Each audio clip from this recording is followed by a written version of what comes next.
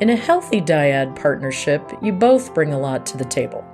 Your dyad partner has a lot to learn from you about the clinical side of medicine, and he or she has a lot to share with you about the business of medicine. Resist the feeling that you need to know everything, as we said in our inaugural episode. You don't need to know everything. You do need to surround yourself with smart, committed people who can add to what you know. This is the foundation of a powerful team, and again, not what we teach you in medical school. Welcome to Medical Money Matters, the podcast where you can find experts, answers, and resources so that you can achieve mastery over the financial and business aspects of your practice. Hello, everyone. I'm your host, Jill Arena.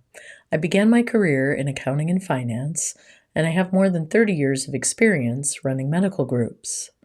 I own and operate a national healthcare consulting and revenue cycle company, and I am the author of Physician Heal Thy Financial Self. In 2020, I co-founded the Physician Leadership Project, and my passion is to increase financial and business literacy for physicians. Episode 25, You and Your Executive Counterpart, the Powerful Leadership Dyad. You've done it. You've made the investment in an executive leader for your practice, or maybe you've had one for years, and now you're ready to take that working relationship to the next level. What should it look like? First of all, and most importantly, it must sit on a foundation of mutual trust and respect. This is a you know it when you see it situation. So ask yourself, do I trust and respect my executive leader? If you pause, or your answer is no, or your working partnership isn't working, isn't thriving, it's time to get to work on it. And if after working on it, it's still not working, or you're still not getting what you want and expect from your administrative partner, it's time to make a change. Please refer to episode 23, where we explored firing staff, and tune in for episode 28, when we'll talk more about exiting leaders who are no longer effective. Assuming your dyad partnership is working, we highly recommend dedicated time to meet together, at a minimum weekly, and sometimes more often if there's a lot cooking. You should strive to divide and conquer your workload and constantly be asking each other, who's on point for this? There may be some things that are obvious. New clinical standards for the office are likely your domain, and seeking out better reimbursement from your insurance contracts is likely that of your dyad partner. Be aware that some people on your team will attempt to divide the two of you by answer shopping if they don't like the answer they get from one of you. Don't get divided by others, and a great response is, let me check on that, at which point you can add it to your agenda for your one-on-one meetings. Above all, communicate, communicate, communicate. I cannot stress this enough. There almost cannot be too much communication between the two of you. You set the tone for the whole group, and when you two are powerfully communicating and completely in sync, the group can feel the positive effects of that dynamic. You are the example of the link between business and medicine. You model how to do things in a partnership, and the entire practice benefits from your example. In a healthy dyad partnership, you both bring a lot to the table. Your dyad partner has a lot to learn from you about the clinical side of medicine, and he or she has a lot to share with you about the business of medicine. Resist the feeling that you need to know everything, as we said in our inaugural episode. You don't need to know everything. You do need to surround yourself with smart, committed people who can add to what you know. This is the foundation of a powerful team, and again, not what we teach you in medical school.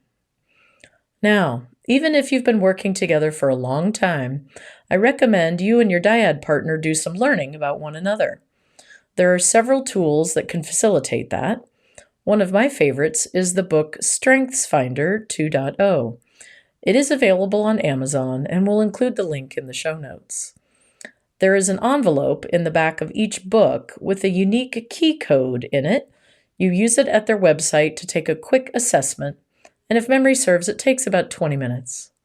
It will then give you your top 5 strengths as categorized by the Gallup research on human strengths. The remainder of the book is devoted to descriptions of the 34 themes of strengths as they have been drawn from recurring patterns from talent-based interviews. We've used it with our entire leadership team over the years, and I find it very insightful. The book itself is low cost, and the output is very valuable. We have utilized one of their online tools, which is a grid that you can use to plot the results for every member on your team. This provides even more insights as coworkers get to see each other's strengths. It's fun to see the team's reactions to learning more about one another, and it is a delightful way to focus on the positive. One of my other favorite tools is called Personalysis, and it too has an online assessment which produces a colorful report that gives you insight into yourself and your colleagues about how you take in information and how you process it. You can then use their construct to improve performance and enhance your group's culture. It's a science-based approach, and we use it each time we have a new cohort in our physician leadership training program. It's delightful to see the light bulb moments that occur each time we review the tool and the meaning of its results. Regardless of whether you use either of these tools or any one of the many others on the market, I always encourage you to be a bit curious about yourself and your dyad partner and others in your group. A little self-reflection goes a long way towards improving communication and working relationships and will model that behavior for the rest of your group. When you understand more about yourself and your colleagues, it's easier to communicate, easier to work together, and easier to express gratitude. Expressing gratitude is one of the most important parts of leadership, and given the differences in staff we mentioned in episode 23, it's important to get it right. Frequently, when we're focused and working hard, we can forget to pick up our heads and say thanks to the people on our team. Sometimes, when I'm tired, my internal monologue says, well, they get a paycheck for being here. Isn't that thanks enough? And as we heard in our interview with Joe Mull, my resounding answer to myself has to be, no. Now get out there and express some gratitude. I find this even more important given what we've all come through in the last many years of the pandemic. And I've found that the simple expression of gratitude goes a long way. I do this with our team, and I do it when I'm out in the world. Anyone in a service position appreciates it when you look them in the eye and give them a simple and heartfelt thank you. I get the best responses when I thank staff for being here and tell them how much our patients appreciate the fact that they came into work today. Simple, quick, free. And it gets you so much in terms of dedication, loyalty, and hard work from your team. Everyone loves to be acknowledged. Expressing thanks is one of those things that you and your dyad partner can do together. Perhaps this comes more naturally to one of you, and the other has to schedule it on the calendar. You can make plans together for how you will express gratitude to the team. Sometimes this is best done individually when someone on the team has truly gone above and beyond, and sometimes it's best done for the group as a whole or for a team within the practice. You can work together to make sure your gratitude is distributed fairly and that you're expressing it in the most impactful way. Some of your team will light up with a few accolades and words of praise. Others will respond really well to getting a special privilege or an additional bit of time off. Some like a small bonus as the material world speaks to them. Part of the learning as a leader is to understand what motivates your team and to give it to them when they need to hear thank you from their leaders. Please note, this does not have to be a huge expense, and it will pay huge dividends as your group grows. Join me for our next episode where we'll talk about adding a new clinician to your group. Is it recruiting or is it dating? You can find more information online at medicalmoneymatterspodcast.com, and you can subscribe to the Medical Money Matters content website for physician leaders to find budget templates and many other tools.